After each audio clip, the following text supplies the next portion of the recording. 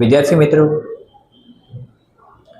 STI3 men's બેચમાં તમારું બધાનું સ્વાગત છે. ગુજરાત કેરિયર એકેડેમીના ડિજિટલ પ્લેટફોર્મ પરથી હું ડૉક્ટર અતુલ સર તમને બધાને આવકારું છું. મિત્રો, તમે બધા જ જાણો છો તેમ આજથી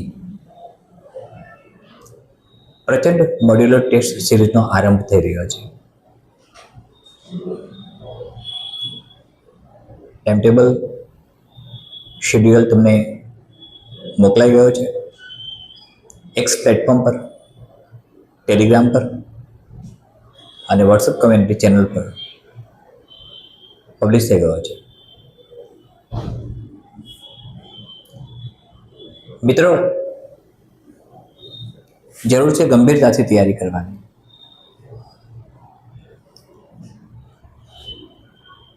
મારી સૂચના પ્રમાણે ડિજિટલ વિંગ તરફથી મોટાભાગના સ્પર્ધાત્મક પરીક્ષાર્થીઓ કે જેઓ એનરોલ થયા છે ગુજરાત કેરિયર એકેડેમીમાં, તેમને STI3 મેન્સ માટેના અવલોકન મોડ્યુલર ટેસ્ટ સિરીઝના ક્વેશ્ચન પેપર્સ અને આન્સર શીટ્સ મોકલવામાં આવી છે. પણ મિત્રો, માત્ર ક્વેશ્ચન પેપર વાંચવાથી કશું નહીં થાય. તમને એ એટલા માટે મોકલવામાં આવે છે. આપણે આ અવલોકન મોડ્યુલર ટેસ્ટ સિરીઝ એટલા માટે શરૂ કરી હતી કે તમારું પ્રથમ દ્રષ્ટિએ અવલોકન થઈ શકે. તમારી ક્ષતિઓ કઈ છે, તમારી ભૂલો કઈ છે, ક્યાં ભૂલ આવે છે, એ ગુજરાત કેરિયર એકેડેમી તરફથી મારે શોધવું હતું, જેથી તમને યોગ્ય દિશા અને માર્ગદર્શનની આવશ્યકતા હોય તો એ આપી શકાય. બધા જ મિત્રોએ ઉત્તરવહીઓ નથી મોકલી. હા, જે સ્પર્ધાત્મક પરીક્ષાર્થીઓએ આન્સર શીટ મોકલી છે એમાંના કેટલાક વિદ્યાર્થીઓએ તો અદ્ભુત લખ્યું છે.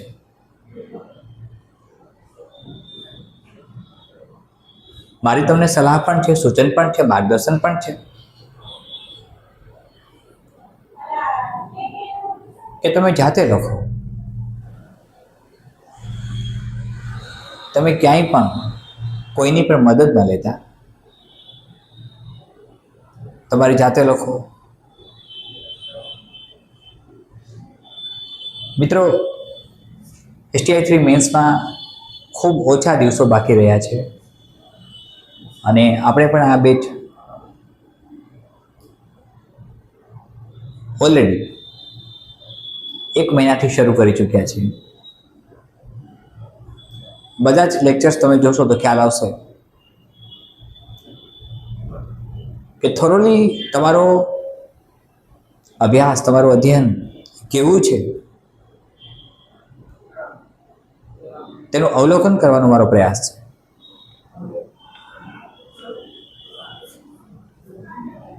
અવલોકન મોડ્યુલર ટેસ્ટ સિરીઝ પછી તરત જ આપણે આજથી જ પ્રચંડ મોડ્યુલર ટેસ્ટ સિરીઝ શરૂ કરીએ છીએ. મિત્રો,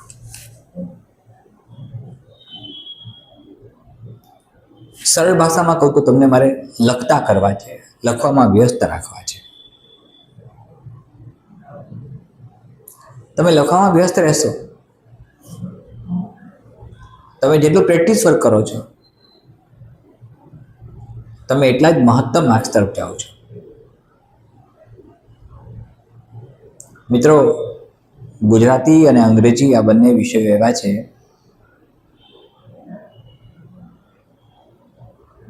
જે માર્ક્સ ખાઈ જાય છે. પરીક્ષકને તક મળે છે તમારા માર્ક્સ ઓછા કરવાની, તમારું મેરિટ ખરાબ ન થાય એ માટે તમારે સતત પ્રેક્ટિસ વર્ક કરવું પડે છે અને કરવું જોઈએ.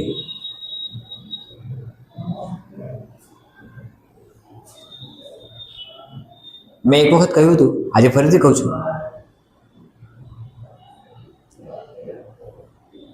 કદાચ તમે ટેસ્ટ સિરીઝ ન ભરતા હો તો પણ દિવસે અને રાત્રે 24 કલાકમાં 30 to 35 આન્સર્સ તમારે તૈયાર કરવા પડે. મેં જે તે સમયે તમને એક સમય મર્યાદા પણ નક્કી કરી આપી હતી કે આટલા સમયમાં, આટલી મિનિટમાં આ સવાલ આવો લખાવવો જોઈએ. 10 સવાલ જીએસમાં હોય તો 10 સવાલ. તમને સમય મર્યાદા ઓલરેડી આયોગે આપી દીધી છે, 200 વર્ડ્સ. તમારે 2000 વર્ડ્સ કમ્પ્લીટ કરવાના છે 3 અવર્સમાં, 180 મિનિટ્સમાં. આની ખૂબ જ ચર્ચા આપણે કરી ચૂક્યા છીએ. એટલે એક સમયને કન્સિડર કરીને અને માર્ક્સને કન્સિડર કરીને લખવાનું આવે છે. ગુજરાતી ભાષામાં અવલોકન ટેસ્ટ સિરીઝ પછી મને એવું લાગ્યું, જે મિત્રોએ સબમિશન કર્યું છે એમની આન્સર શીટ્સનું, એમના આધારે હું કહી શકું કે ભૂલો થાય છે અને આ ભૂલોને મિનિમાઇઝ કરવા, લઘુત્તમ કરવા તમારી પાસે જેટલા રિસોર્સિસ હોય તેનો ઉપયોગ કરીને સનિષ્ઠ પ્રયાસ કરો. આજે આપણે ગુજરાતી કન્ટેન્ટ તરફ જઈએ છીએ, જેમાં સમાસ મારે કરાવવા છે. મિત્રો,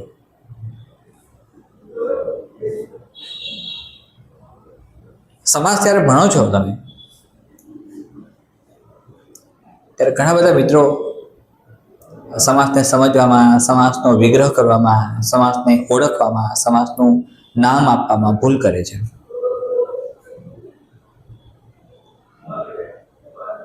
સમાસ તમે માધ્યમિક શિક્ષણ કક્ષાએ ભણી ગયા છો, સ્ટાન્ડર્ડ 9th 10thમાં પણ આવ્યા હશે અને સ્ટાન્ડર્ડ 12th સુધીમાં તો છંદ, અલંકાર બધું જ સંપન્ન થઈ જાય છે. ઇટ મીન્સ કે તમારું ગ્રામરનો સંપૂર્ણ કન્સેપ્ટ 12th સુધી અને 12th પૂરતો જ હોય છે. તો મિત્રો, ભૂલો મિનિમાઇઝ કરવા શું કરવું જોઈએ આપણે? એક એ વાત. બીજી વાત, ભૂલોને સુધારવી છે, રેક્ટિફાય કરવી છે. હું વારંવાર એક વાત કહું છું, માઇક્રો રેક્ટિફિકેશન. મિત્રો, પ્રચંડ ટેસ્ટ સિરીઝ માટે જે વિદ્યાર્થીઓ અપેક્ષિત છે, ઈચ્છા ધરાવે છે, જેમને પ્રચંડ ટેસ્ટ સિરીઝ ભરવી છે, માત્ર તેમને જ પીડીએફ મોકલવામાં આવે અને તેઓ આન્સર શીટ આપવા બંધાઈ જાય તો જ તેમને પીડીએફ આપવી. મિત્રો, એસટીઆઈ પ્રિલિમ્સ જો પાસ કરી હોય તમે અને મેન્સ તરફ જતા હો તો ગંભીરતાથી તૈયારી કરવી પડે. સમય નથી, આ નથી, તે નથી, એ બધા જ વિકલ્પોમાંથી દૂર નીકળવું પડે. બધી જ છટકબારીઓને એક તરફ મૂકવી પડે અને બધી જ છટકબારીઓને એક તરફ મૂકીને પ્રયાસ કરો. જેટલો સમય તમારી પાસે બચ્યો છે એ બધો જ સમય, મહત્તમ સમય તમે એસટીઆઈ 3 મેન્સમાં આપો. અને પર્ટિક્યુલરલી લેખન કૌશલ્ય. મિત્રો, સિંધુ સભ્યતા વિશેના મોટાભાગના વિદ્યાર્થીઓના આન્સર સાચા હોય છે, એમાં કોઈ જ ભૂલ નથી આવતી. નાલંદા, તક્ષશિલા કે વલ્લભી વિશે પૂછવામાં આવે તો એ શૈક્ષણિક સંસ્થાઓ વિશે તમે ખૂબ સાચું અને સારું લખો છો. પણ જ્યારે વાત મેરિટની આવે છે ત્યારે એ કેમ ભૂલાય કે ગુજરાતી અને અંગ્રેજી પણ મેરિટમાં કન્સિડર થાય છે. એટલે આપણે એને પૂરતો ન્યાય આપવાનો છે, તેનાથી વિમુખ થવાનું નથી, ડરવાની જરૂર નથી, દૂર થવાની જરૂર નથી. ઓકે, સમાસ તરફ જઈએ મિત્રો. તો સમાસ બને કેવી રીતે?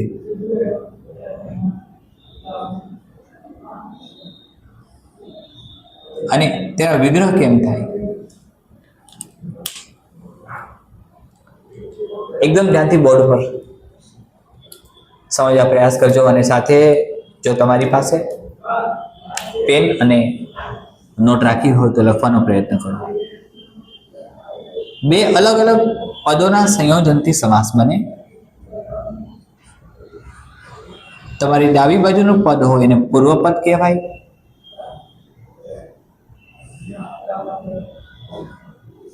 તમારી જમણી બાજુનું પદ હોય એને ઉત્તર પદ કહેવાય. What we are saying in English? Prefix and suffix.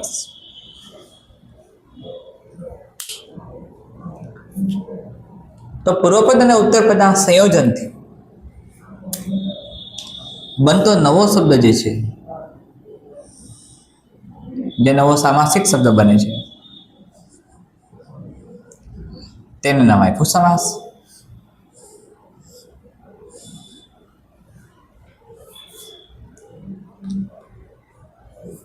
હવે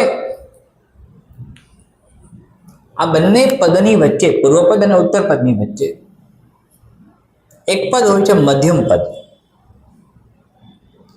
જે મધ્યમ પદ લોપી સમાસમાં આવશે.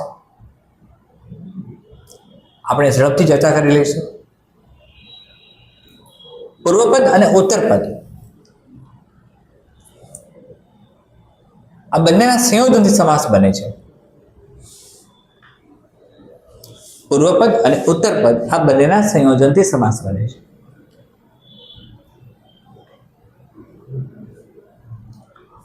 સમાસની ઓળખ નક્કી કરનાર બંને પદ હોય છે, પૂર્વપદ પણ હોય છે અને ઉત્તરપદ પણ હોય છે. સમાસના પ્રકાર કયા? સમાસને ઓળખવું કેવી રીતે? સંધિથી એને છૂટું કેમ પાડવું કે આ સંધિ નથી પણ સમાસ છે? મિત્રો, જ્યારે સામાસિક શબ્દોની વાત કરીએ, આપણે સમાસની વાત કરીએ, ત્યારે નંબર 1 દ્વિગુ સમાસ આવે.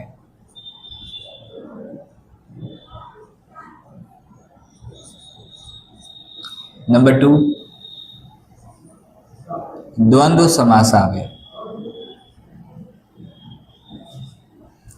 નંબર 3 તત્પુરુષ સમાસ આવે.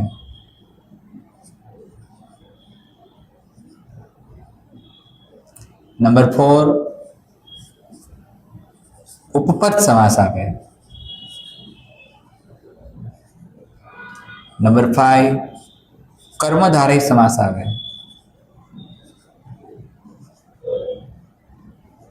નંબર 6 મધ્યમપદ લોપી સમાસ આવે.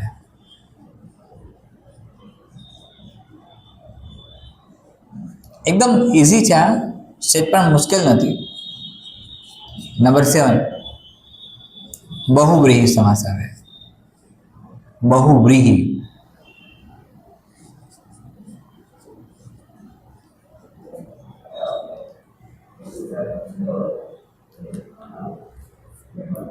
હવે મિત્રો, આ બધા સમાસને જ્યારે આપણે ઓળખીએ છીએ, આ સમાસનો અભ્યાસ કરીએ છીએ અને સમાસને આઈડેન્ટિફાઈ કરીને સમજવા પ્રયાસ કરીએ કે દ્વિગુ સમાસ કોને કહીશું. ધ્યાનથી સમજો. કોઈ પણ સમાસનું પૂર્વપદ તમારે લખવું હોય તો લખી લેશો ભેગા, તમને ખ્યાલ પણ રહેશે. કોઈ પણ સમાસનું પૂર્વપદ જ્યારે સંખ્યા સૂચક શબ્દ હોય, સંખ્યા બતાવે, ડિજિટ બતાવે, ન્યુમેરિકલ્સ હોય, ત્યારે હંમેશા દ્વિગુ સમાસ થાય. દ્વિગુ સમાસ ખુદ જ દ્વિગુ સમાસ છે.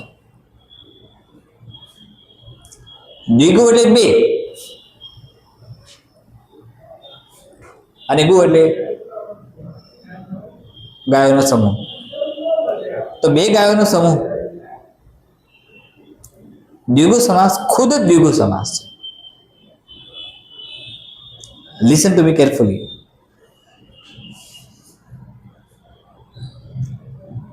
પૂર્વપદ જ્યારે સંખ્યા બતાવે, ડિજિટ બતાવે, જેમ કે નવરાત્રિ, પંચવટી,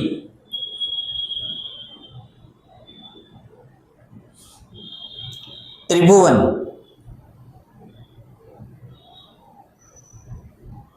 સપ્તર્ષિ,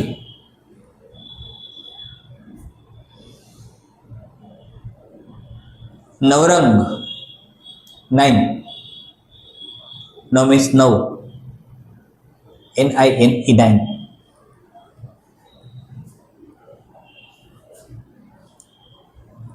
ચતુર્ભુજ, ચતુષ્કોણ, દ્વિમુખી, એકમુખી, પંચધાતુ, પંચતંત્ર, આ બધા જ દ્વિગુ સમાસ. પણ મિત્રો ક્યાંક જો એ ઓર્થોડોક્સ સેન્સમાં પૂછાય, ફોર એક્ઝામ્પલ સપ્તાહ, તો સપ્તાહ 7 દિવસનો સમૂહ છે, તો પણ દ્વિગુ સમાસ છે. માસિક, અઠવાડિક, વાર્ષિક, છમાસિક, ત્રિમાસિક, આ બધા જ શબ્દો દ્વિગુ સમાસ બતાવે. તમારે માત્ર સમાસ ઓળખવાનો નથી, પણ એનો વિગ્રહ કરવાનો પૂછાય છે. તો સમાસનો વિગ્રહ કરી અને આઈડેન્ટિફાય કરો. તમારું ધ્યાન બરાબર જવું જોઈએ સંખ્યા ઉપર. ચો તરફ, ચો એટલે 4, ચોકડી, ચોમેર, ચોધાર, ચોમાસુ.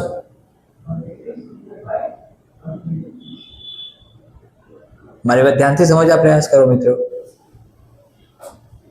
આ બધા જ સમાસ દ્વિગુ છે. દ્વિગુ સમાસની 2 કન્ડિશન ખાસ ખ્યાલ રાખો. નંબર 1, પૂર્વપદ હંમેશા સંખ્યા સૂચક શબ્દ હશે અને ઉત્તરપદ હંમેશા નામ બતાવશે, સંજ્ઞા બતાવશે. એટલે પૂર્વપદ અને ઉત્તરપદના સંયોજનથી બને છે. પૂર્વપદ સંખ્યા બતાવે, ઉત્તરપદ સંજ્ઞા બતાવે, બંને સંયોજાય ત્યારે બધો શબ્દ દ્વિગુ સમાસ બને. બે પડ હોય,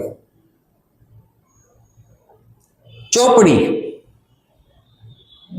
4 પડ, પડ એટલે લેયર્સ, તો ચોપડી દ્વિગુ સમાસ. ચોતરફ, આ બધા જ સમાસ દ્વિગુ સમાસ. દ્વિગુ સમાસને સમજતી વખતે એ ભૂલ ન કરતા કે પૂર્વપદ સંખ્યા દર્શાવે જ સપ્તાહમાં બતાવતું નથી, પણ સમૂહ બતાવે છે. વેલ, હમણાં હું બોલ્યો ચોકડી, ચોતરફ, ચારે તરફ, ચોમાસું. દ્વંદ્વ સમાસની મિત્ર વાત કરીએ, દ્વિગુ સમાસ તમને સમજાય છે. કશું જ નહીં વિચારતા, પૂર્વપદ સંખ્યા અને ઉત્તરપદ નામ. નામની તો ઘણી વાતો મિત્રો આપણે કરી છે અંગ્રેજીમાં. Common noun, collective noun, abstract noun, so and so. સંજ્ઞા, ભાવવાચક સંજ્ઞા હોય, સંખ્યાવાચક સંજ્ઞા હોય. એમ પૂર્વપદ સંખ્યાવાચક સંજ્ઞા હોય અને ઉત્તરપદ કોઈ અન્ય સંજ્ઞા હોય અથવા નામ હોય, ત્યારે બંનેના જોડાણથી બનતો શબ્દ દ્વિગુ સમાસ બનતો હોય છે. અહીંયા સુધી બરાબર છે. દ્વિગુ સમાસમાં પૂર્વપદ અને ઉત્તરપદનું સંયોજન થાય. આ તમને બરાબર સમજાય છે. દ્વંદ્વ સમાસ. મિત્રો, દ્વંદ્વ એટલે આમને સામને, એકબીજાની સામે. દ્વંદ્વ સમાસ ખુદ દ્વંદ્વ સમાસ છે. દ્વંદ્વ સમાસ ખુદ દ્વંદ્વ સમાસ છે. એકબીજાની સામે, પ્રત્યક્ષ. દ્વંદ્વ યુદ્ધ નામનો એક શબ્દ છે વોરિયર માટે. યુદ્ધની રણનીતિમાં, યુદ્ધ માટે પ્રયોગમાં લેવાતો શબ્દ દ્વંદ્વ યુદ્ધ.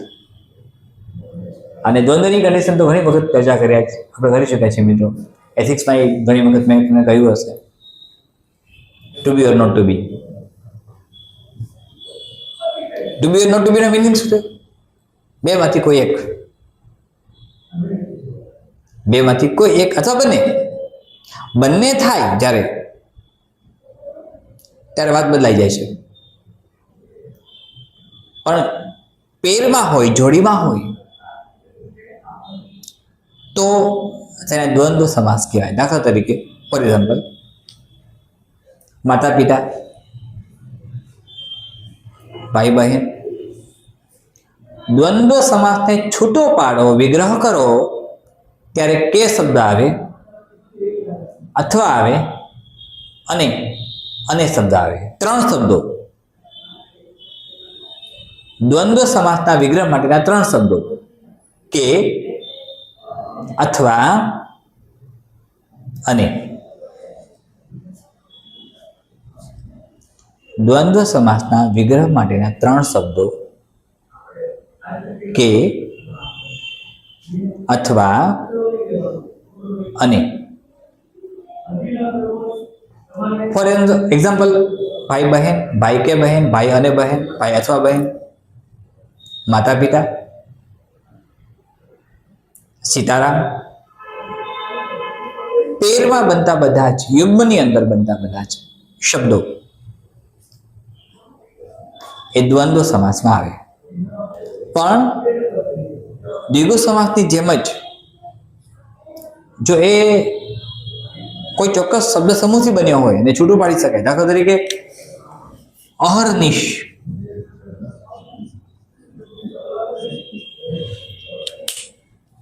આઈએમપી છે મિત્રો. અહર્નિશ નો અર્થ થાય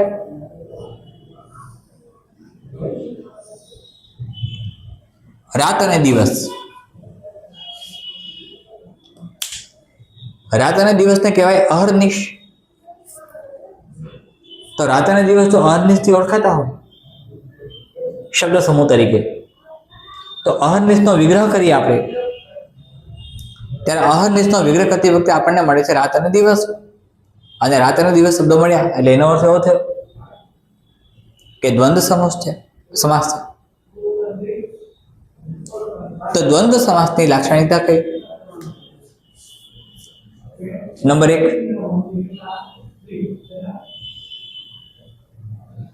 કે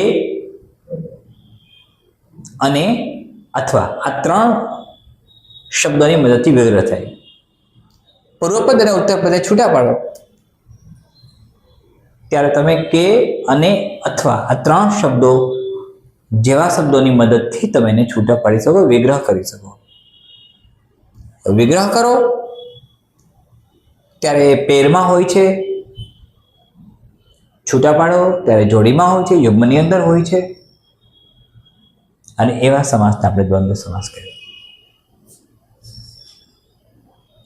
તો એવો સમાસ દ્વંદ્વ સમાસ થયો કે જેની અંદર પેર બને છે, જોડી બને છે. વેલ, ફોર એક્ઝામ્પલ અહર્નિશ જે જોડીમાં છે, રાત અને દિવસ, પશુ પંખી દ્વંદ્વ સમાસ,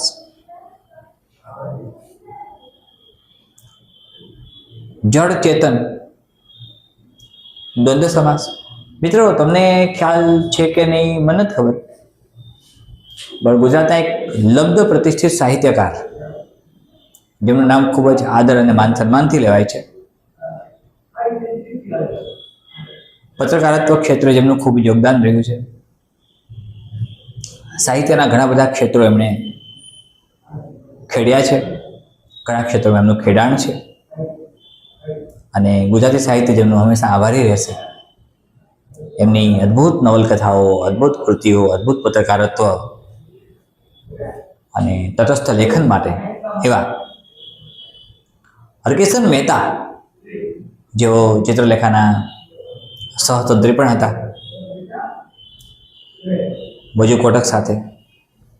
વજુ કોટકના નામથી પ્રસિદ્ધ, તમે પરિચિત છો, એક પ્રસિદ્ધ નામ છે. ચિત્રલેખામાં એક નિયમિત કોલમ એમની આવતી, પ્રભાતના પુષ્પો. હરકિશન મહેતાની બધી જ નોવેલ્સ, મોટાભાગની નવલકથાઓ દ્વંદ્વ સમાસના શીર્ષકથી બનતી હોય છે. ફોર એક્ઝામ્પલ જળ ચેતન. દ્વંદ્વ સમાસના તો ઘણા બધા એક્ઝામ્પલ તમે લઈ શકો. દેવ દાનવ,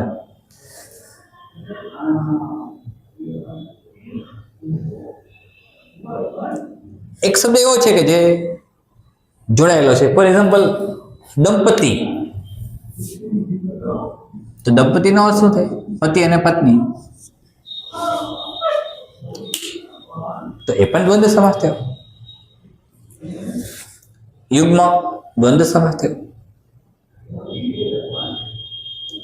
જે પેરમાં હોય મિત્રો, જોડીમાં હોય. દ્વંદ્વ સમાસ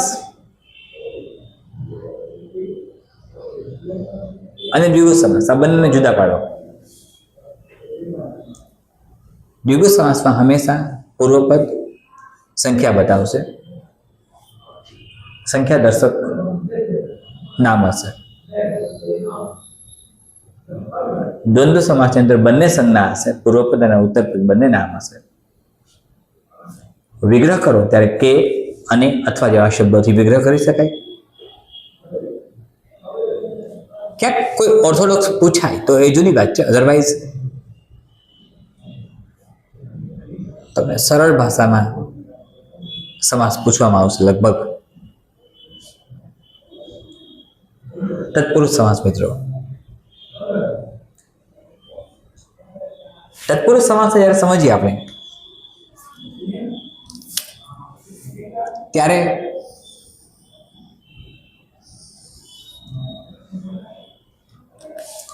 પ્રથમા વિભક્તિથી અષ્ટમી વિભક્તિ સુધીના જે પ્રત્યયો છે એ પ્રત્યયોની મદદથી તમે જ્યારે પૂર્વપદ અને ઉત્તરપદનો વિગ્રહ કરો, છૂટા પડો. આ પૂર્વપદ છે, આ ઉત્તરપદ છે. એ બંનેનો વિગ્રહ કરો અને બંનેની વચ્ચે વિભક્તિ પ્રત્યય લગાડો, ત્યારે બનતો સમાસ તત્પુરુષ સમાસ બને. મિત્રો, ગુજરાતી ભાષામાં 7 વિભક્તિઓ પ્રસિદ્ધ છે. આમ તો 8 વિભક્તિ હોય. અષ્ટમી વિભક્તિને આપણે સંબોધન વિભક્તિ કહીએ, અને દરેક વિભક્તિના નામ છે. દરેક વિભક્તિના, ફોર એક્ઝામ્પલ, પ્રથમ વિભક્તિ જે છે એક કર્તા વિભક્તિ છે, દ્વિતીય વિભક્તિ છે એક કર્મ વિભક્તિ તરીકે પ્રસિદ્ધ છે, objective. First one is subjective. તૃતીયા છે એક કરણ વિભક્તિ છે, ઇન્સ્ટ્રુમેન્ટલ, ઇન્સ્ટ્રુમેન્ટલ કેસ. ચતુર્થી વિભક્તિ છે એ તાદર્થી વિભક્તિ કહેવાય છે. ફોર એક્ઝામ્પલ,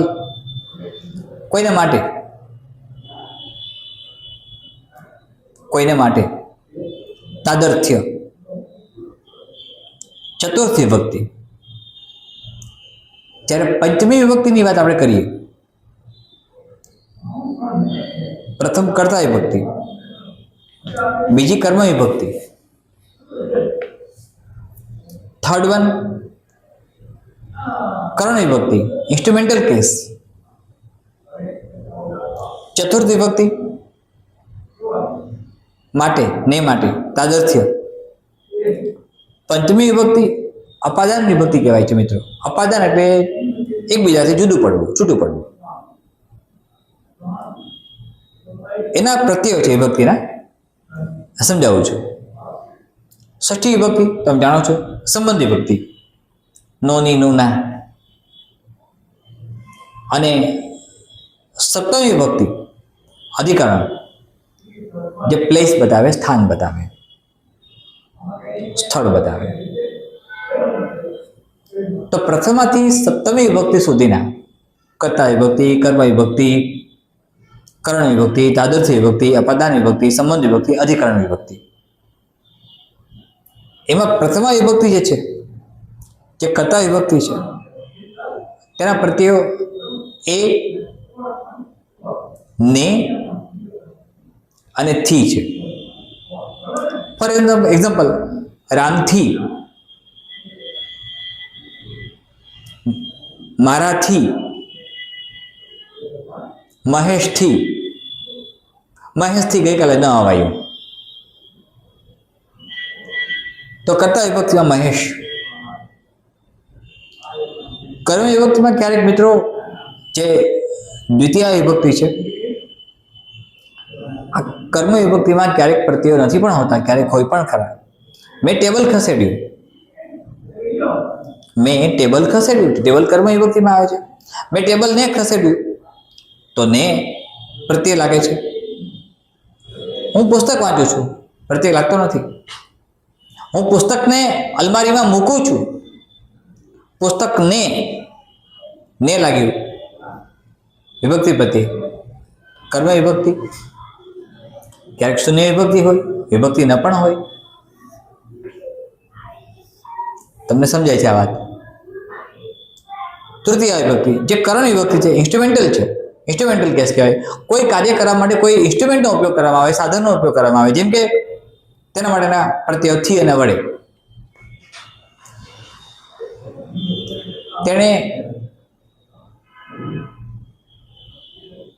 તેણે સાવરણીથી રૂમ સાફ કર્યો, સાવરણીનો પ્રયોગ કર્યો, સાવરણીથી. મેં પેનથી લખ્યું, પેનથી. તો પેન એક ઇન્સ્ટ્રુમેન્ટ બની. પેન એક ઇન્સ્ટ્રુમેન્ટ બને છે, સાધન બને છે લખવા માટેનું. તો લખવા માટેનું સાધન બને જ્યારે કોઈ એવું સાધન કે જે કાર્ય કરવા માટે ઉપયોગમાં લેવાય, ત્યારે ઇન્સ્ટ્રુમેન્ટલ કેસ બને. ત્રીજી વિભક્તિ, થી વડે, થી અથવા વડે. મારી વાત ધ્યાનથી સમજવા પ્રયત્ન કરજો. વિભક્તિ પ્રત્યય મિત્રો ખૂબ મહત્વના છે. એ પછી આવશે ચતુર્થી વિભક્તિ, જેને આપણે તાદર્થ્ય કહીએ છીએ. કોઈને માટે,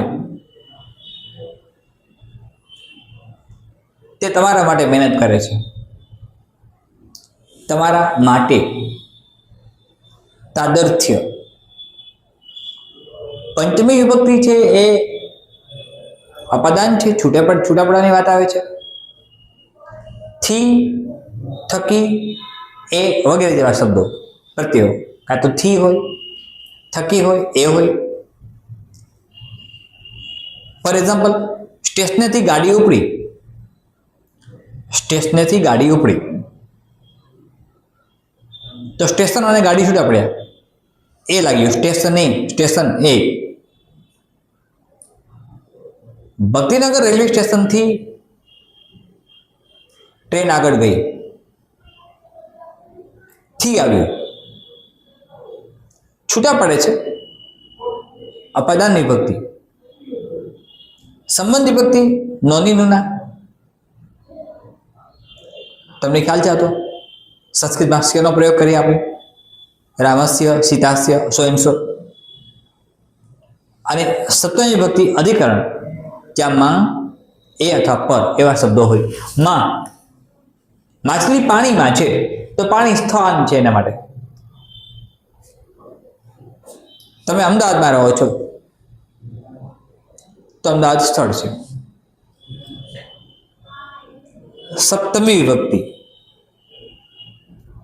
જેને આપણે કહ્યું અધિકરણ, જે પ્લેસ બતાવે છે.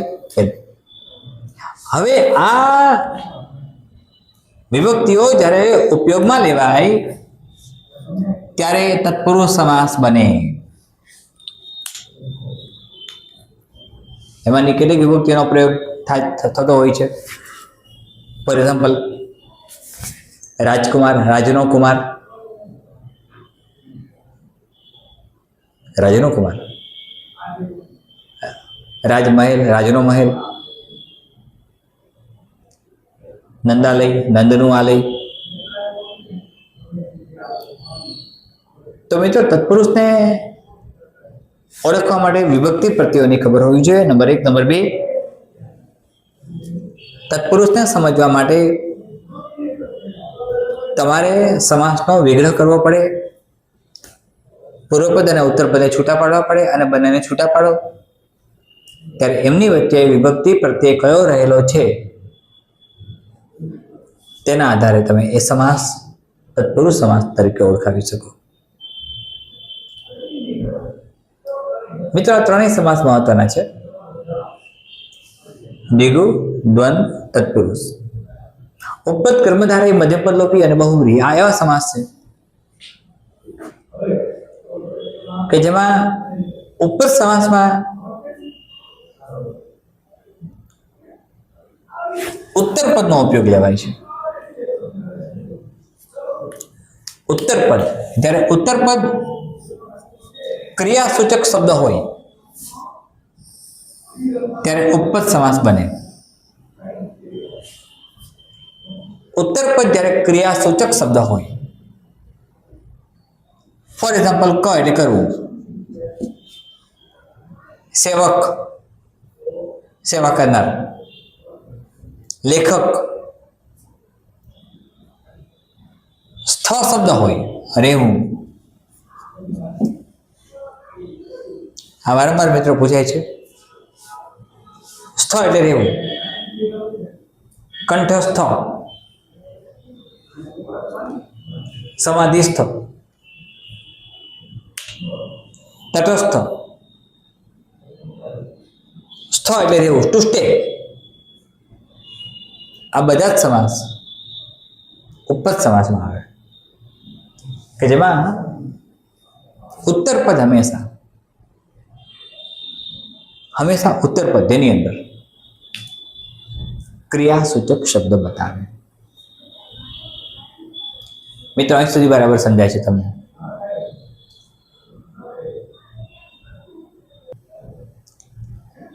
તો મિત્રો,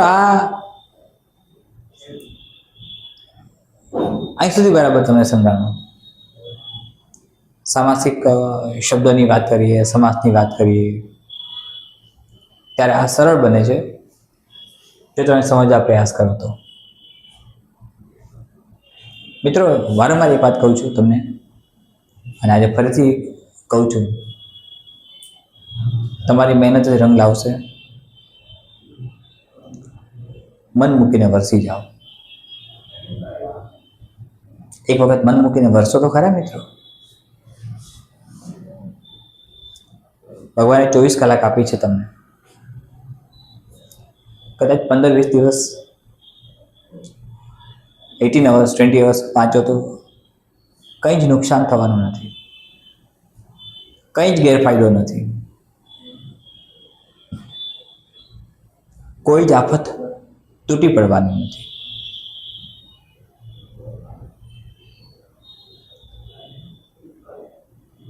તમારે સખત મહેનત કરવાની છે અને પ્રચંડ પુરુષાર્થ કરવાનો છે. મિત્રો, સામાન્ય અભ્યાસક્રમના બંને પેપર્સ એવા નીકળશે જે તમારા પ્રીવિયસ નોલેજ, જે પ્રિલિમિનરી માટે તમે તૈયાર કર્યું હતું, ચાહે એ ભૂગોળ હોય, જિયોગ્રાફી હોય. તમને હું જિયોગ્રાફીના પિતા પૂછું તો આવડે છે. તમને સાયન્સ અને ટેકનોલોજીમાં કોઈ સવાલ પૂછો તો પણ આવડે છે. તમે ગુપ્ત સામ્રાજ્ય વિશે અદ્ભુત જાણો છો. તમે ગુજરાતના રાજ્યવંશો વિશે ખૂબ સરસ સમજો છો અને લખતા આવડે છે.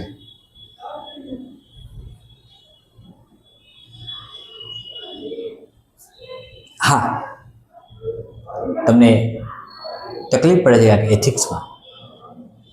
મિત્રો, એથિક્સ એક એવો સબ્જેક્ટ છે કે જેમાં મહત્તમ તમારે પ્રયાસો કરવા પડે. તમારી વૈચારિક શક્તિ, તર્ક શક્તિ અને સમજણ શક્તિ સાથે તમે કઈ રીતે વિવેચના કરી શકો છો, ક્રિટિસિઝમ કરી શકો છો, તેના આધારે તે નક્કી થઈ શકે. અને એથિક્સ જીવનનો એક પાર્ટ છે. એટલે એથિક્સમાં સવાલને સમજવો પડે, એને લિંક કરવા પડે મુદ્દાઓને, અને મુદ્દાઓને લિંક કરીને તમારે એ સવાલને સમજ્યા પછી એનું યોગ્ય અર્થઘટન કરવું પડે. યોગ્ય અર્થઘટન કર્યા પછી તમે આન્સર લખો છો. તમારા આન્સરની અંદર દલીલો આવે છે, તમારા આન્સરની અંદર ડ્રોબેક પણ આવતા હશે તો મૂકવા પડશે, ફીડબેક આવતા હશે તો મૂકવા પડશે, એડવાન્ટેજીસ, ડિસએડવાન્ટેજીસ બધું જ. કોઈ કન્સ્ટ્રક્શન હશે તો એ તમારે લખવું પડશે. તમે તમારા ઉત્તરની સાપેક્ષમાં, ઉત્તરના સંદર્ભમાં કોઈ ઉદાહરણ આપો છો, કોઈ જજમેન્ટ આપો છો, જજમેન્ટનું ઉદાહરણ આપો છો, સુપ્રીમ કોર્ટનું કોઈ જજમેન્ટ છે કે જે પણ છે એ તમારે સ્પષ્ટ લખવું પડશે. એટલે મિત્રો, એથિક્સ સરસ તૈયાર કરો. હું તમને કરાવી દઈશ. હજી સમય છે આપણી પાસે, આપણે મળતા રહીશું. અને પ્રચંડ મોડ્યુલર ટેસ્ટ સિરીઝમાં તમે ઇન્વોલ્વ થાઓ. જે મિત્રોને પ્રચંડ મોડ્યુલર ટેસ્ટ સિરીઝ ભરવી છે તેઓ ગુજરાત કરી એકેડમીના હેલ્પલાઇન નંબર ઉપર, વોટ્સઅપ નંબર ઉપર મેસેજ મોકલી આપે. એનરોલ થયેલા હશે, નહીં થયા હોય, જે પણ સ્ટુડન્ટ્સ હશે ગુજરાત કરી એકેડમીમાં પ્રચંડ મોડ્યુલર ટેસ્ટ સિરીઝ આપવા માંગતા હશે, જે નિઃશુલ્ક છે. ક્વેશ્ચન પેપર સાથે ઉત્તર વહી પણ, ઇવેલ્યુએશન પણ નિઃશુલ્ક છે. તેમને જ ક્વેશ્ચન પેપર મોકલાશે. આન્સર શીટ મને મળે એનો આગ્રહ હું રાખીશ અને રાખું છું. અધ્યયનમાં અને અધ્યાપનમાં ક્યાંય કોઈ પ્રકારની કોમ્પ્રોમાઇઝ ન હોવું જોઈએ. કોઈ પ્રકારનું કોમ્પ્રોમાઇઝ ન હોવું જોઈએ. મિત્રો, આ કોમ્પ્રોમાઇઝથી તો આપણને 1, 2, 3, 4, 5 નિષ્ફળતાઓ મળે છે. કોઈ પ્રકારનું કોમ્પ્રોમાઇઝ ન હોવું જોઈએ. ન ગુણવત્તામાં હોવું જોઈએ, ન બીજી કોઈ રીતે હોવું જોઈએ. તો પ્રચંડ ટેસ્ટ સિરીઝ પછી પુરુષાર્થ આવશે અને પછી સાફલ્ય ટેસ્ટ સિરીઝ આવશે. મિત્રો, I wish from my side that you'll be definitely appearing for the same. And at the end of the day, you'll be victorious. I know it so. And I hope it so from you. ફરીથી મળી છે મિત્રો કાલે એક નવા જ content, નવા જ સબ્જેક્ટ સાથે. હેલ્પલાઇન નંબર પર આપ ધારો ત્યારે મેસેજ કરી શકશો. મને તરત જ મારા નંબર પર મળી જશે. હેલ્પલાઇન નંબર પર કોલ કરવો હોય તો પણ છૂટ છે. જે માર્ગદર્શન તમારે જોઈતું હોય, જે પ્રકારની મદદ જોઈતી હોય, જે પ્રકારની સહાય જોઈતી હોય, એ બધું જ આપવા હું તૈયાર છું, એવું મેં એક્સ પ્લેટફોર્મ પર લખ્યું છે અને આજે પણ કહું છું. ગુજરાત કરિયર એકેડેમી તરફથી હું ડૉક્ટર અતુલ છું, તમારી સાથે બંધાયેલો છું. તમે જે માગશો એ મળશે મિત્રો. સફળતા તમારી છે. તમે સફળતાના ઉત્તરાધિકારી બનો છો અને એમાં હું ડૉક્ટર અતુલ સર ક્યાંક નિમિત્ત બનું, ગુજરાત કરિયર એકેડેમી ક્યાંક નિમિત્ત બને એ અમારું સદભાગ્ય હશે. ફરીથી મળીએ છીએ આવતીકાલે. ધન્યવાદ. જય હિન્દ. વંદે માતરમ.